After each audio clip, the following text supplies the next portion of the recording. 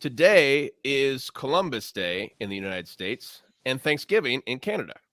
So today on the OnePeterFive podcast, we're going to be giving thanks for colonialism.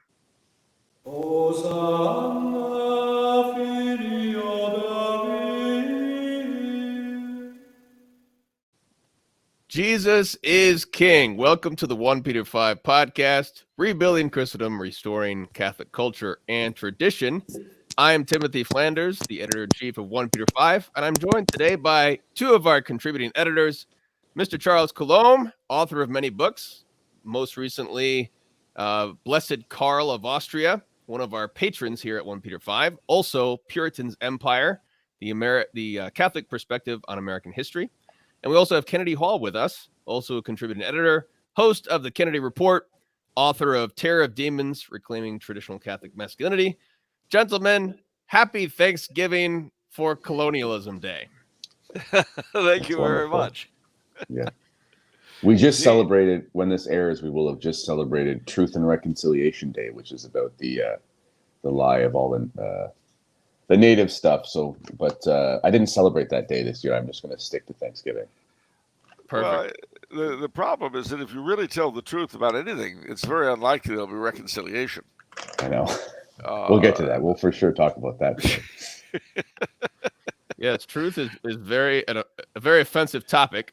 So today, we'll see how this does on YouTube. I don't know if YouTube will have a problem with it. But before we get into our fun topic of Thanksgiving today, just want to remind everyone to please support OnePeterFive. We've got bills to pay, and we appreciate your support. So, first of all, also, there's a link below in the description to some of the details of Columbus Day itself and its connection to the Feast of Our Lady of the Pillar. Because this Columbus Day, believe it or not, is sort of a Marian feast day because it has a connection with prophecies about the evangelization of the world by Spain. And we have another Canadian, one of our authors here, talking about the Feast of Columbus Day. But now there are those, unfortunately, believe it or not, who do not want to give thanks for colonialism. And they say, well, before Columbus came and the Europeans arrived, there was, all these Indians who were living in harmony with each other and with the earth. And it was really one big happy Indian powwow going on in the Americas. But then the Europeans came and they just killed and enslaved everybody. They were really bad guys, and we should apologize for all of their evil. So why don't we start with the pre-Columbian Americas? What was it like in reality to live as an Indian in the Americas? Mr. Coulombe, can you tell us about what it was like? Well, mind you, despite my age, I wasn't actually there, despite what people will tell you. But I, being part Huron and Algonquin myself, I have a vested interest in those days. They were pretty horrible. Life was brutish, desperate, and short. Because first and foremost, and I hate to rain on anybody's parade, but the American Indians, I use that in the sense of North and South American, were human beings. And human beings, especially if they don't have the faith, have a very weird tendency, being fallen, to be as nasty to one another as they can get away with, without someone being nastier to them in return and ending the cycle for that moment. The truth is that the Aztecs, as we know, had a very bloody and horrific religion. And the coming of the Spaniards was seen as liberation by their various subject tribes, who were really tired of having their brightest and best sacrificed on those pyramids. But don't let us forget that North America had seen the rise and fall of several semi-advanced civilizations.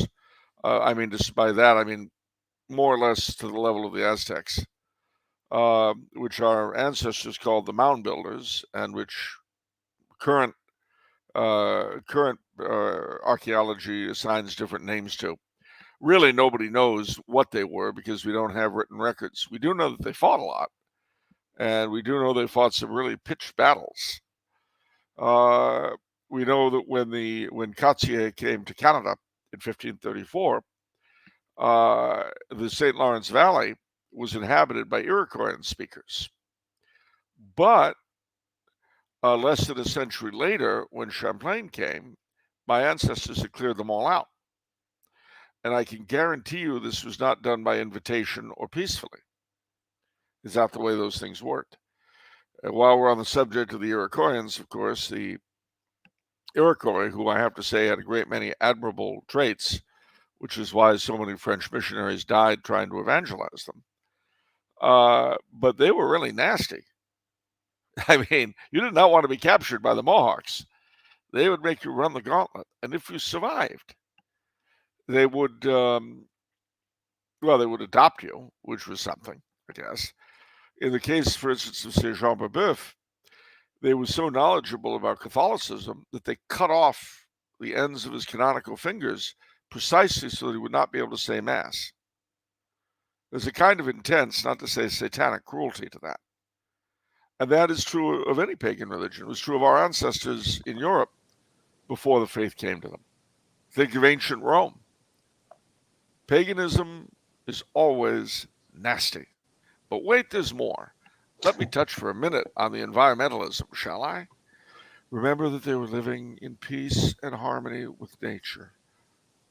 Only if they had to. To give you a good example, until the Spanish came, there were no horses in North America. So you might very well be asking, what about the teepees and the Plains tribes chasing the buffalo in freedom and harmony and stuff? Well, the sad truth was, without horses, they couldn't do that. The arrival of the horse, in terms of ecology, provoked a wonderful revolution in favor of the environment. I know that sounds strange because their carbon imprint expanded, but the reason for this is that prior to the coming of the horse, the Plains tribes lived along the riverbanks, the only place you could get water, in these little earth lodges. But to get buffalo, they couldn't chase them. And catch them. So what they did was they would stampede them over cliffs, whole herds. And having done that, they took away only what they could carry, which wasn't a lot. So, in other words, what I'm telling you is the buffalo herds really, really profited by the arrival of the horse brought by the Spanish. Now, these are important things to bear in mind because people, especially academics today, because they don't know a lot, and why should they? They're only running academia. They have this romantic vision of the noble savage, which goes back to Rousseau and Voltaire. It's a haunting image in Western civilization, but it's just not true. But it's gotten so ridiculous now that academics will come up with things like decolonizing Jane Austen and stuff like that. Well, I will conclude my oration by saying that if you really want to decolonize, here's what you got to do. Yeah, for this. You start with yourself. Yeah. Only speak indigenous languages. No language of European derivation. Do not use European technology like, the computer.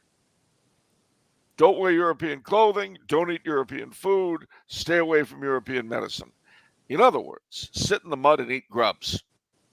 Unless you do that, some will suspect you of hypocrisy. Not me, of course. I'm from California and I don't judge. But you yourself will never be decolonized personally until you do just those things. There you have it. How to decolonize yourself. Yes, the long and short of it is that the Indians fought and enslaved each other for centuries before the Europeans arrived. As you said, some Indians welcomed the Europeans because they wanted protection from the other Indians, or they wanted some of their technology. They wanted to trade. They wanted to form a relationship with the Europeans. They recognized they had superior technology or superior this or that. Kennedy, do you have any comments about the Canadian region, Pre-Columbian? What are your thoughts? Sure. So it's interesting you mentioned the mound builders. Nobody ever mentions the mound builders. In the oldest records that we have, the mound builders were before the current indigenous tribes. So I believe the indigenous tribes owe the mound builders reparations, because they stole their land. And this brings me, and I'm being facetious here, of course, but this brings me to what the crux of how absurd this narrative is about indigenous peoples. And forgive me, and when I grew up, it was Indian, then it was Native, then it was Aboriginal, then it was First Nations. No, yeah, and that was indigenous. I actually came to calling them First Nations because that was what I had to write all the time in university anyway. So the First Nations people, which is also kind of a silly term because a nation requires borders and things like that. So that would beg a whole other thing. But in any case, the First Nations, there were many nations. They were many different people. The Algonquin were quite amenable to the Europeans. The Algonquins were sort of like if you read about, and I think Cortez was a great hero, actually.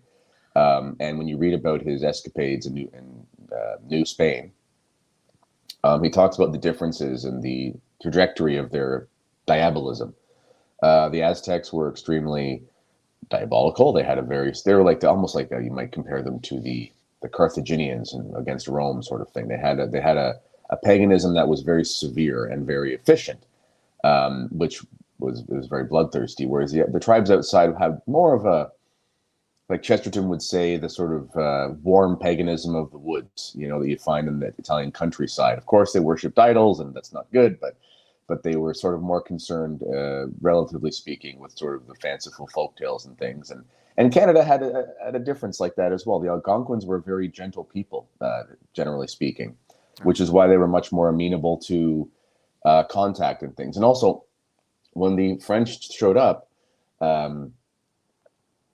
it was a very moribund existence. They did not have good agricultural methods. And that's one of the reasons why the weaker tribes who couldn't sort of dominate hunting lands and things like that, they were actually so happy to make friends with the French because they could bring them these farming methods where they could sustain themselves much better. They didn't have written language. So as Charles said, if you wanted to decolonize, you'd have to use an indigenous language, but you can't use a Latin alphabet for it, which means you can't write it. Because anyway, they don't have so there was it was a massively diverse situation, just the way Europe is.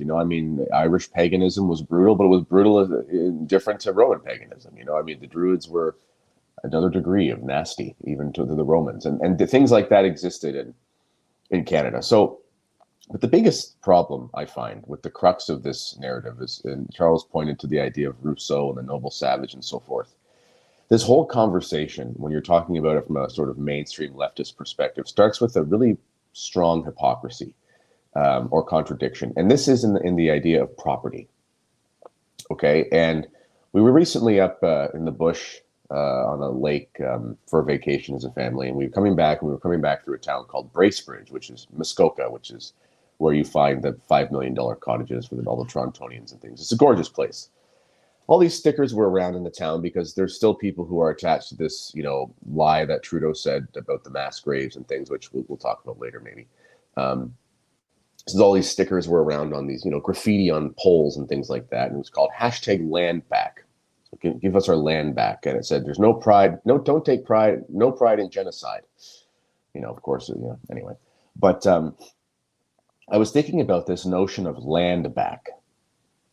Canada has 42 million people roughly, and about 90% of this place doesn't even have any civilization on it. I was just up in the bush at a cottage on the lake, and this was in an area that was relatively populated, and we drove about 25 kilometers from the highway through the woods in order to get to a place and nobody was around. And we were, and this is 2 hours from Ottawa. This isn't like in Nunavut or the Northwest Territories. This is near like a massive metropolitan city with 1 million people. And when the settlers arrived, there were estimates of 100 to 500,000 people. To put that in perspective, my province alone is 3 times the size of Texas. And Ontario, there's parts of it that are cold, but the whole province is habitable. And you could walk for 3 months on foot in a direction in this province, and you would not find a single person if you wanted to. You could drive 27 hours and you're still in the same province if you stay within the Canadian border. So, I mean, just think about the massive size of the country of Canada. It's bigger than the United States, a little bit smaller than Russia. And there were 150, 200, maybe 300,000. Let's just say it was 500,000 people. That's from Newfoundland all the way to the tip of Alaska. There is no one here. There was absolutely nobody here. This idea that the land was stolen, this is insane. And also, if we believe that this narrative of the land was stolen, then we'd have to assume that the natives themselves had some sort of weird understanding of property rights, which no one in history has ever had. Historically, if someone has an understanding of property rights, it's like, well, you have a deed to the land, or you have a government that oversees it, or at least some sort of tribe that has nomadic and has sort of their area around patrolled or something like that. There are parts of Canada today that probably no human beings ever stepped foot in. So this whole thing, it requires a suspension of logical reasoning in order to believe it. Because on the one hand, you have to believe that the natives, they were so in love with the idea of having property that they owned the whole bloody thing. However, even though they weren't unified, even though parts had never been to didn't know existed, and the Europeans made maps of them. But at the same time, they didn't have the same conception of property rights, which is why it was unfair what the Europeans did. It's a very contradictory thing. And last thing before I'll finish my rant here is there's a reason why Europeans did so well here, and natives historically, and Canada specifically because of the climate, did not. They did not have the technology to make the land useful to themselves. This is why New York was sold for like $50 or whatever, because New York was it was not a useful piece of land unless you had European, specifically kind of the Dutch, Belgian area, irrigation techniques, where you could turn that into something that you could use. It was, if I go look at a field that's 1,000 acres and it's full of marsh and things like that, that's useless to me. I can't do anything with it. But somebody with farming techniques that knows how to do that because they come from a similar land over in Europe, that's very useful to them. Okay, and this is what happened in Europe is people with the technology to actually cultivate this place came over, and they did so. Otherwise, it never would have happened. I mean, all things being equal, and just last thing, even if we go with the bad stereotypes of the European colonizer, Canada was the most tame of all of these places. First of all, there was almost nobody here, and there was massive collaboration between the natives and the French for the most part, even the English. So much so that they even fought with the English and the French in their various wars willingly. So, the whole narrative about Canadian colonization and so forth is completely backwards. And it's actually quite in my opinion, when you read it properly, it's actually quite a bright spot in the history of my country, and it should be celebrated. Yes, absolutely. And Mr. Colomb, that brings up the staking out of New France, because there was a claim made on the land. Some of the land did have Indians in this New France area. Can you speak to more on how can the Crown of France claim the land, and what are some of the achievements of New France? All right. Well, first and foremost, I really have to, after applauding Mr. Hall's wonderful narration, I would add that unlike the English colonies, France, as with Spain and Portugal, always had a hard time getting settlers anyway. That was the first thing. The problem is that France, Spain, and Portugal in that era were very nice places to live. And then I'm not being funny. I mean, it's difficult to get people to leave an area they're happy in. It's just very, very difficult. So from the beginning, the French crown could not deal with New France, even if they'd wanted to, which is very doubtful. They couldn't deal with it the way that the English colonies dealt with their Indians. It couldn't be done. And they didn't want to, because primarily New France was seen, unlike the West Indian colonies, as a place for fur trading.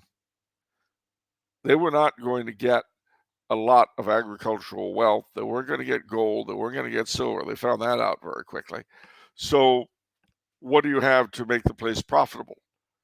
furs. That's what you have. But the vast majority of settlers were not going to be, there were no mink farms, no beaver farms. You had to go out and get them. And the vast majority of French settlers were not going to be doing that either. Agriculture in New France, when they were able to get people over there, was not very rewarding. It was subsistence farming primarily. Now, it was so difficult to get settlers to come to Quebec that the king hit on a wonderful twofold scheme. The first was sending over a regiment of soldiers, the Carignan Salière, and offering them, when they were demobilized 10 years later, if they stayed in Quebec, they could have property. But see, this property, as Kennedy pointed out, the Indians were not using it. They did not sit along the river farming. That was not their thing. What they did do, the French gathered them into missions, some of which survive today. Saint Francois, Conawaga, a number of others like these. Because the French allied with the Algonquin, and because some of the Iroquois, and with the Huron, and some of the Iroquois allied first with the Dutch and then with the English, the Iroquois wiped out the Hurons. They smashed them. They destroyed them. The story of the Iroquois-Huron War, which happened directly as a result of French and English rivalry, is something that has to be said over and over again. The Hurons were, for the most part, driven out of their former territory in western Quebec, eastern Ontario, and ended up either right by Quebec seeking refuge, or in the Andaman Peninsula there in Ontario, where they could defend themselves, or they fled as far away as Wisconsin. If you've heard of the Wyandots, which is an American tribe, those are Huron descendants. And now you'll find them in Kansas and Oklahoma, where the U.S. government moved them. But that's all of the story. Point is that from the beginning, New France was dependent on its Indian allies, militarily and economically. And that created a very, very different mentality. Now, the other problem they had was the fact that it was difficult. It was hard to get men to come to Quebec. It was harder to get women. So what do?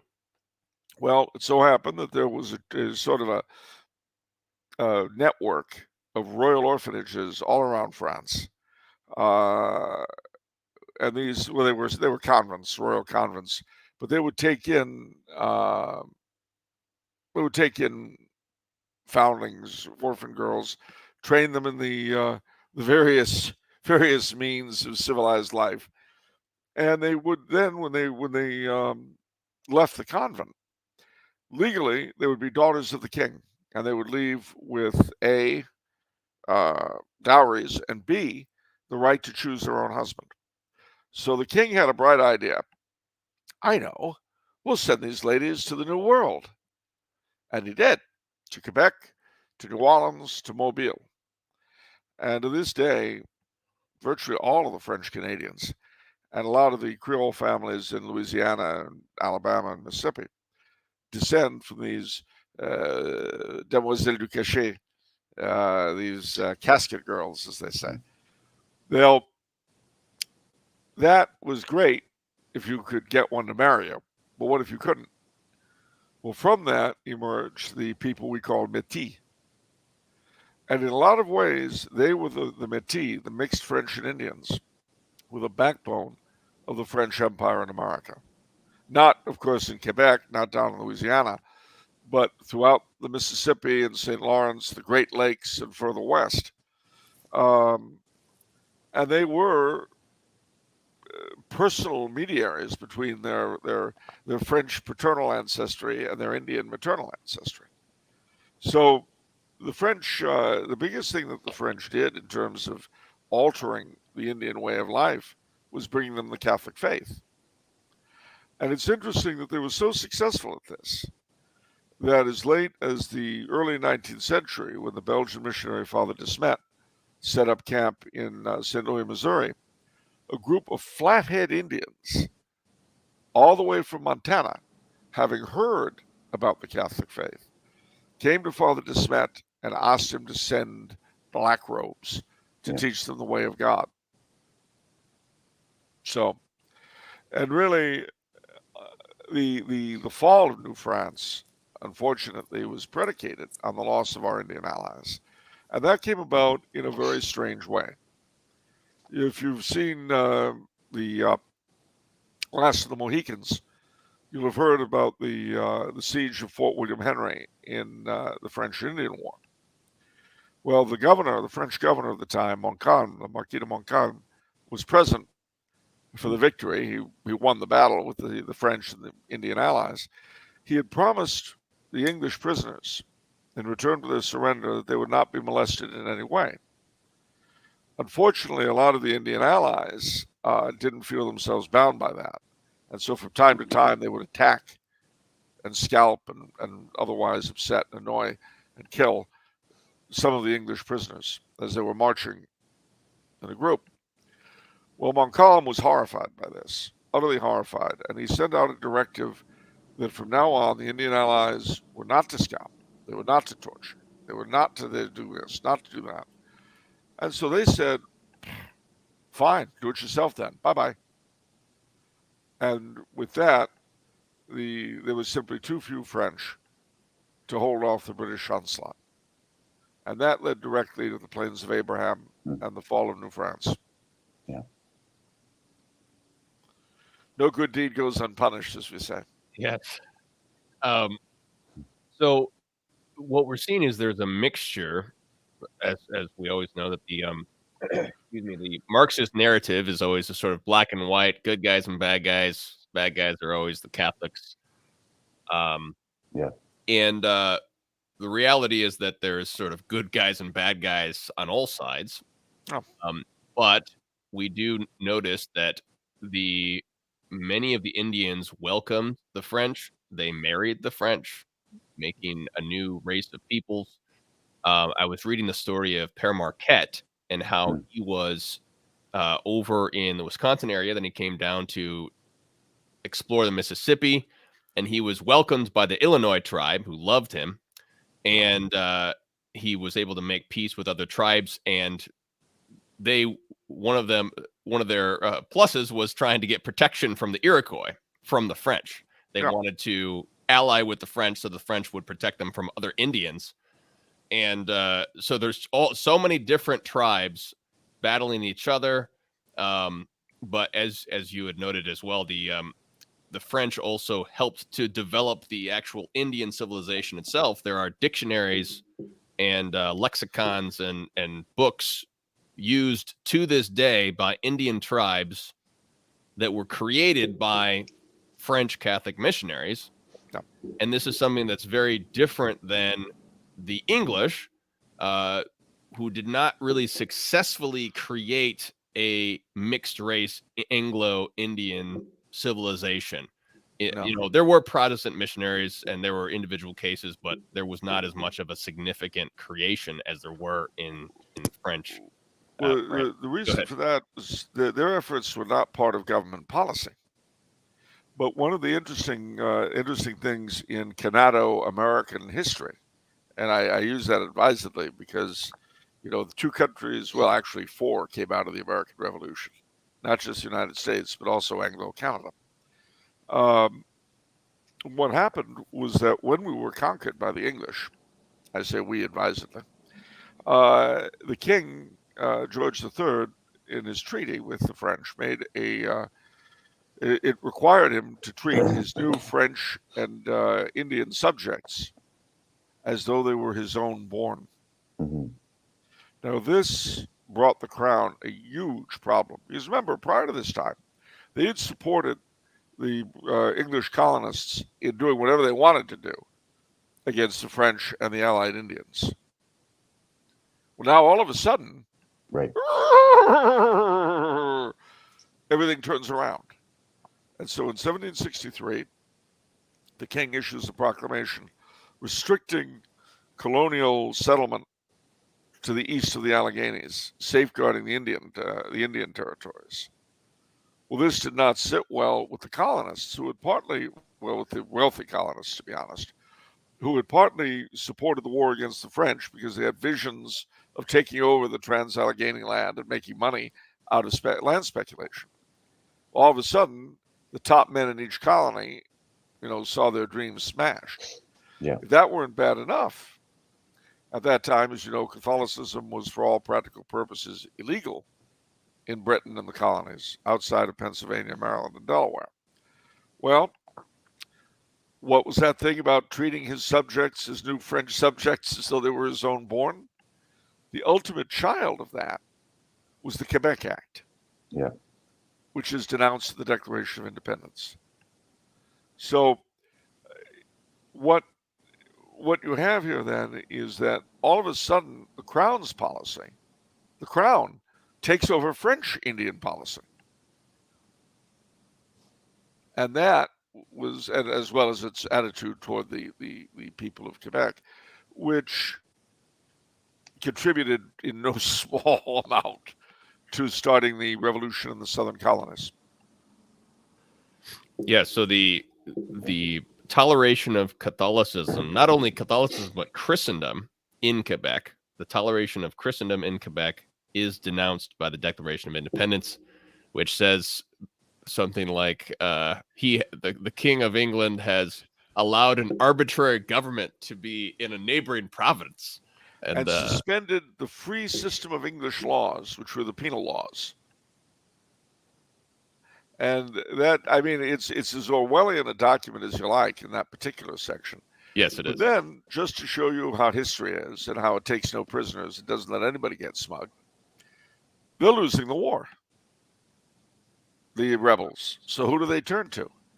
France and Spain. And of course, as soon as France and Spain enter the war, eventually make it impossible for the British to win. But beyond that, it basically forces the Continental Congress to allow the tolerance of Catholicism. And sure enough, the first Catholic church built after the war, New York City, 1785, is financed by the King of Spain. Wow, wonderful. So let's get back to Canada.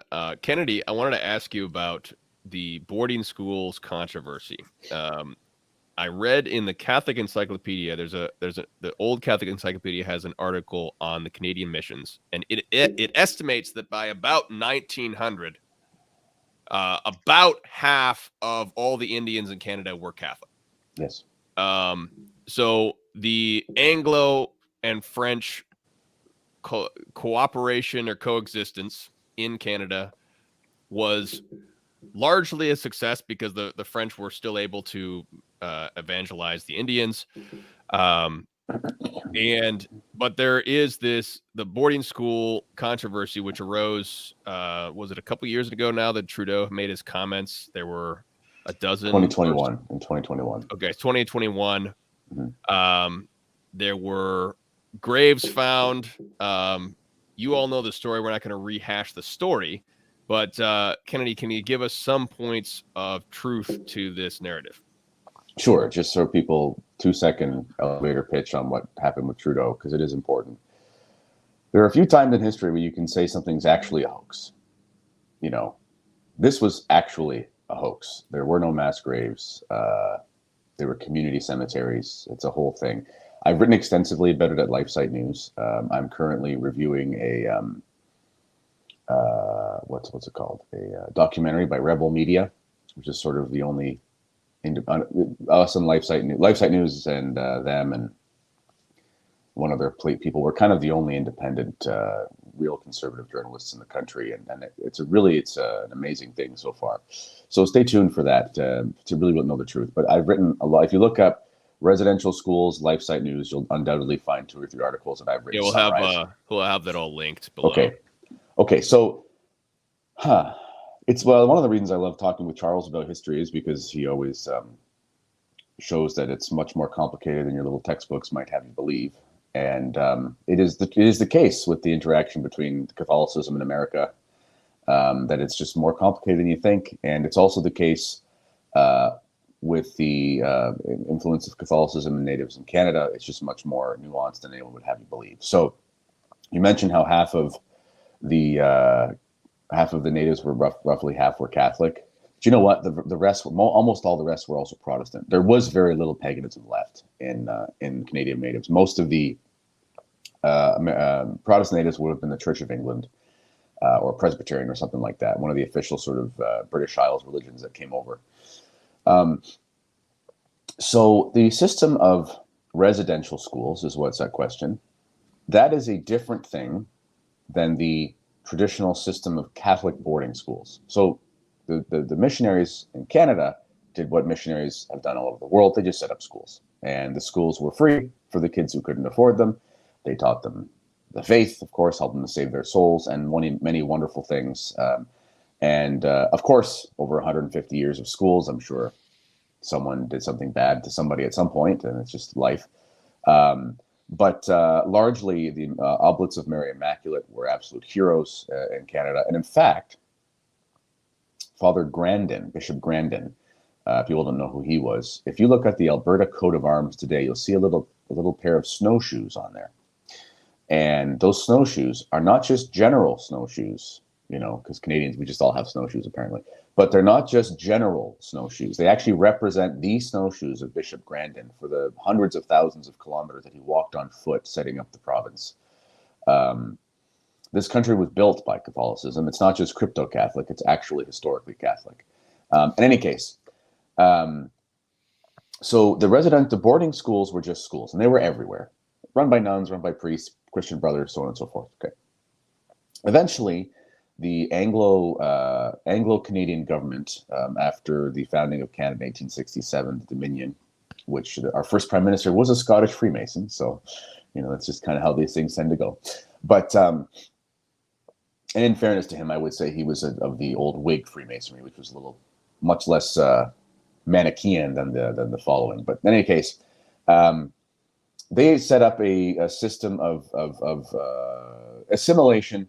Eventually in the late 1800s, in the way that you would expect a very Malthusian, Francis Galton-inspired British upper crust tended to do at that time. So, realistically speaking, the motives were mixed on behalf of the government. Now, that being said, the government itself did not really explain what had to be taught to the students.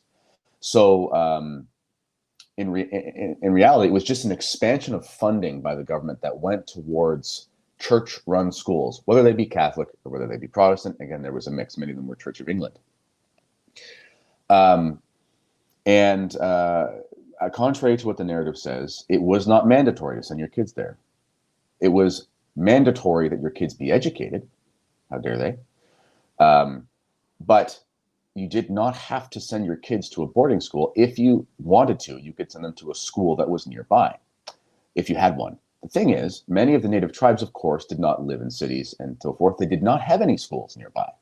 They didn't, so in order to send their kids to school, they would have to do, a 15-hour journey down the lake and on the snow sleds and things like that, and send them to a place that was far from their home because there was nothing. Many of the natives loved these Catholic schools so much that, in fact, you can find a story from the 1920s from near Winnipeg in Manitoba, where the school that was run by the Marian sisters, the Immaculate Oblates of Mary Immaculate, the school burnt down, and the government said, okay, now you got to send your kids to the day school, which is actually close enough to you. And they said, no, we won't send them to school until you build us another school. And they petitioned the government and basically not rioted, but sort of protested that they build them another Catholic school. So the government of Canada actually paid to have another Catholic school built for the Oblates of Mary Immaculate because they wouldn't send their kids to be educated by anybody other than those nuns. It was an extremely positive experience for many. Part of the narrative that gets thrown around is they assimilated them by making them cut their hair and not speak their language and things. Well, I'll let you know a little secret. In Canada, you can't go to university if you don't speak English and French. So if you wanted to have your native children become lawyers and statesmen and so forth, which many did when they came through these schools because they received a world-class education, they had to speak English and French. In addition, these native tribes all spoke different dialects of different languages. So when they would come to school, the only way they could get them to actually communicate with one another was to speak a lingua franca, a vehicular language that they could all understand, which would have been English or French, because everyone in Canada has to speak English or French. If you come from Mexico, Spanish is widely spoken here, but it's not an official language. You can't get a degree in it to go work in public policy. It's just not how it works. We're all oppressed in that sense. My mom had to learn English and she couldn't speak Italian and go to public school. She probably deserves reparations as well. In any case, they also made them cut their hair. Why is that? Everyone who goes to boarding school cuts their hair. You know why? Because children, when they play around with other children, tend to get this nasty thing called lice if they have really long hair. So they cut their hair. Now, fast forward in these years at these boarding schools, they also lived through all of the things that everybody else lived through: epidemics, Spanish flu, tuberculosis, and so forth. Now, the health in many of these native communities was so poor that often they would go to the school already having tuberculosis. Now, why is that? Because the nuns also operated community hospitals, because they hated natives so much they actually wanted to care for them while they were sick. So these schools had much higher rates of certain diseases. Sadly, this was what was reflected in the native population as a whole. They had much higher rates of certain diseases. So if you were going to take in a population of natives and care for them, you would have a much higher rate of certain diseases. And this was a result of the way that they lived. So they did their best to help them. But this has turned into, look, it's just like the smallpox blanket myth. They put them in these schools so they would all die of the flu and so on and so forth. Okay, so this system of residential schools as a sort of pseudo-mandatory boarding school program ended around the time of World War II as far as that program in the way that it was manifested. However, certain schools that were run by the government did exist, and I think the last one closed in 1996. So the narrative in Canada has been the government of Canada forced natives to go to schools where they took their language away, cut their hair, and gave them tuberculosis all the way until the 1990s. This is how stupid these people are when they talk about it. Nothing of the sort happened. I've been working with a group called the Frontier Policy Institute. I can't remember. They're basically a very conservative think tank out of Western Canada. In 2014, 2015, there was this document released called the Truth and Reconciliation Commission document, about 4,000 pages. No one's read it. No one in government's ever read it, except for this institute. And it is one of the most egregiously poorly put together documents in the history of my country. It has evidence, meaning it just has testimonies, none of them verified. And it'll say things like there are 100,000 references to abuse in these schools. No, there are tens of thousands of repetitions of claims by the same people about the same thing, all recorded, about unverified cases of abuse that happened while they were students, not necessarily from the teachers. So, for example, many of the cases will be, I experienced abuse at this residential school, meaning I was bullied by a fellow student at the residential school. And that is in there 7 or 8 times by the same person, because literally every single testimony was just put in this document. This fellow that I talked to who has read the thing front and back, everyone at this policy institute, they said, we're the only ones in the country who've actually read this thing more than once, which is why they try to advise government as much as possible for good policy. And they said if this was handed in first year university, it wouldn't pass because there's no citations. It's not a real evidentiary document. In any case, coming up to last couple years, there were some graves that were found. Actually, some of them were actually just tree roots and aberrations in the soil from ground penetrating radar. But, ground penetrating radar finding tree roots in the soil, basically Auschwitz. So there was this. The tree roots get reparations? Well, I don't know. They colonized the soil, so I'm not really sure. They should probably give the soil some reparations. But Trudeau used this as a Marxist does, and turned it into this whole look, we need Black Lives Matter North kind of thing, and it resulted in about 20 churches, most of them Catholic, being burned to the ground. And that was all based on the lie that the residential school system was this evil colonial enterprise and so on and so forth. When really, if you actually look at the testimony, if you actually read this document, it's remarkable how many positive testimonies there were.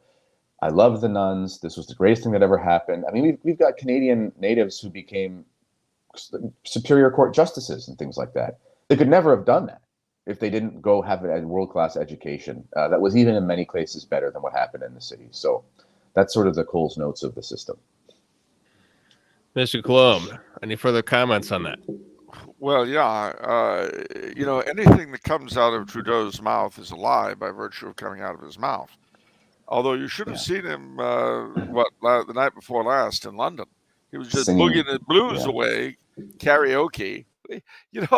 I got to tell you, Canada is my ancestral homeland. And it's produced some pretty good figures. But man, my dad used to say about the French Canadians, and little Justine is perhaps a quarter French Canadian. He used to say, when we're good, we're excellent. When we're bad, we are horrible. And Justine is a very good example of this. Beyond that, I can say that there is a happy element to the story, which I'll relate to you. The Mohawks, as you know, were steady British allies all during the wars with my ancestors, despite Katarri-Tekakwitha, the Lily of the Mohawks. But after the French-Indian War, when George III had his Indian policy, they retained their alliance with the Crown and were no longer fighting the other Indians. The revolution breaks out. They fight for the king. Now, a lot of them had become Anglican. And so in what's now Fort Hunter, New York, was built by Queen Anne, the Chapel Royal of the Mohawks, which was the only Chapel Royal outside Britain. When the British were defeated, like many of the white loyalists, the Indian loyalists, a lot of them had to leave as well, and that included the Mohawks, who went into two directions, Brantford, Ontario, and Tyendinaga. And they sort of divided the communion silver from Queen Anne and set up two chapels royal of the Mohawks. The one in Tyendinaga today, they're both still there, they're both still chapels royal. But the one in Tyendinaga, the congregation have become Catholic under the Ordinariate. And they are the Church of Christ the King, meeting at Her Majesty's, I guess we have to say His Majesty's, Chapel Royal of the Mohawks. And to me, that is a wonderful reconciliation of all the different threads of Canadian history. Wow, that's beautiful. I didn't know about that gem of the Ordinariate. That's in Tyendinaga. Where exactly is that? So the Bay of Quint. Does that help? Bay of Quint. I regret to inform you that my American education did not inform me of my Canadian. It's in Southern Ontario. Don't worry about it. It's in the populated part. I have the pleasure of knowing slightly Chief Maracle, who is the chief of that band, convert, along with most of his fellow tribesmen. And if you take the larger view, you compare the history of the Canadian West to the American West, you see the difference. With us in the United States, 3/4 of the Catholic missions were taken away by President Grant's administration and given to Protestants. In Canada, the OMIs were protected by the Royal Canadian Mounted Police, who also protected the Indians from the settlers and the settlers from the Indians. There's a much, much more civilized way, shall we say, to settle such a vast, empty territory. And it brings me to mind of Black Elk, who was a Sioux. There are to this day in Canada several bands of Sioux who fled to Canada to escape the American army in the 1870s. Black Elk was one of those who stayed, and of course he's famous as a revealer of Native American spirituality in the book Black Elk Speaks. Well, unfortunately for the authors and fans of that book, he was still alive when it came out. And he was a catechist. He was a very devout Catholic by that time and was mortified that they had used this book as a textbook to Indian paganism. So he wrote a piece. He's now incidentally up for canonization as a servant of God. But he wrote a piece that was published as Black Elk Speaks Again. And it's a very interesting account of his life and his conversion of the faith. But he talks about going to London with the Wild West show. And as he put it, we danced before our grandmother, Queen Victoria. And he said, I wonder to this day what would have happened if she had stayed our grandmother. Wow. Interesting. That's why, today with all the stuff going on in London about the coronation, the accession, and all that, people ask you, well, you're French Canadian. Why would you care? 2 words, Quebec Act. Maybe you mentioned the grandmother. Maybe that's when that native shaman was doing the smudging with Pope Francis. Maybe that's what he meant by Western grandmother. Really, he was a loyalist. Maybe that's exactly what he was talking about. Yeah, that was it. Yes, the Western grandmother, Western grandmother. There you have it. Well, our grandmother, Queen Victoria. In fairness, though, I think what that guy was referring to was actually Saint Anne. But it's still syncretism. It's Santeria, basically. It's wrong to sort of mix the two. But I think that's actually what he was referring to, because there's an alleged apparition of Saint Anne in the West, at Lake Saint Anne, anyway. She was very popular in Quebec, and that popularity was carried by the Métis to the native tribes. Yeah. I'll just say, since I'm sitting here in Austria, that the reason why Saint Anne was so popular amongst the French Canadians was that Louis XIII's queen, Anne d'Autriche, Anne of Austria, a Habsburg princess, was very devoted to Saint Anne, and actually provided the first financial support for the great shrine of Saint Anne de Beaupré. Yeah. It's interesting. You mentioned, Charles, that virtually all, many French Canadian diaspora, such as yourself, are technically offspring of daughters of the king. So that pretty much means that French Canadians are royalty, doesn't it? Speaking in law, yes.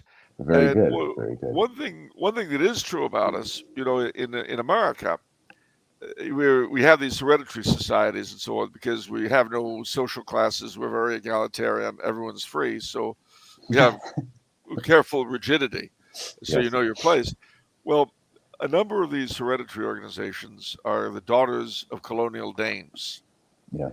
And, you've got to be able to prove your ancestry from pre-revolutionary times. Well, my father used to say, the difference between ourselves and the Anglo-American is that all of our women are colonial dames. Yeah. And it is true. You get into an argument about politics in Quebec, and sooner or later, people start trumping it. Well, my first ancestor came in 1643. And when you hear this from a Marxist, the brain explodes. Why are you telling me this? Yeah. I know I'm saying it, but you've got no business saying it. That's not an argument. Not. Well, there you have it, ladies and gentlemen. Thanksgiving for colonialism.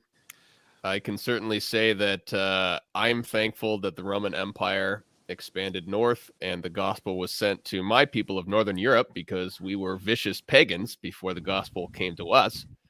And as a Michigander, I give thanks for the colonialism of the French especially, but also the Anglos, and thankful for the gospel coming to our region and this place. So let's offer up an Ave Maria. Kennedy, can you be my wingman on this Ave? Sure. And one last thing, though. Go ahead. We didn't talk about one of the most important things to ever come out of the French settlers of North America, Les Montréal Canadiens, the best hockey team in the world, who spread the gospel of battle on ice to the whole world. So I'm very thankful for that. We didn't even mention Saint Jean Baptiste or that flag that's over my head right now. But this is a whole other issue. That's right. Stay tuned for part 2 coming soon. So we'll invoke our patrons at OnePeterFive as well. We'll pray an Ave. In nomine Patris et Filii Spiritus Sancti. Amen. Ave Maria, gratia plena, Dominus tecum, benedicta tu mulieribus, et benedictus fructus ventris tui, Iesus. Sancta Maria, Mater Dei, ora pro nobis peccatoribus, nunc et in hora mortis nostrae. Amen. Our Lady of Fatima, Pray for Pray us. for us. Blessed Emperor Karl, Pray for Pray us. for us. Saint Maximilian Kolbe, Pray for us. Pray for us. Nomine Patris et Filii et Spiritus Sancti.